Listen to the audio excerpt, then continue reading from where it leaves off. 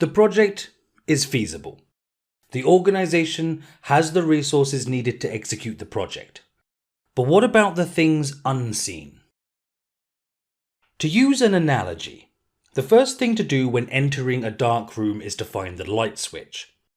In project management terms, this means reveal the risks. The way we deal with uncertainty will undoubtedly affect whether the project is a success.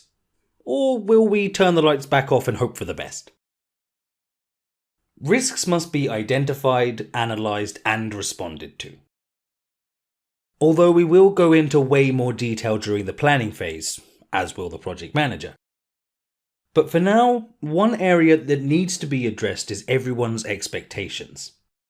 Does everybody share the same vision as each other? Are they expecting the same resources? Who does everyone think is ultimately accountable? Let's go back to our project example.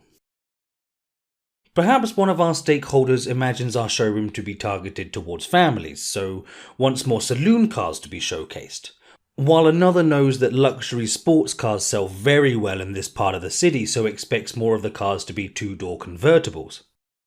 Or maybe the sponsor believes the hiring of staff is outside of the project scope, while the stakeholders believe the project is not complete until the showroom is physically open for business. We must spend time with stakeholders, looking at the project in development from every angle to see if there is something that looks different to someone else. The sooner they can find and resolve expectation gaps, the better. Overlooking these expectations can have disastrous results. Okay, so now we've done our preliminary checks. And of course, during the planning phase, we will go into much more detail. But before the initiation phase can be closed, a project charter has to be created.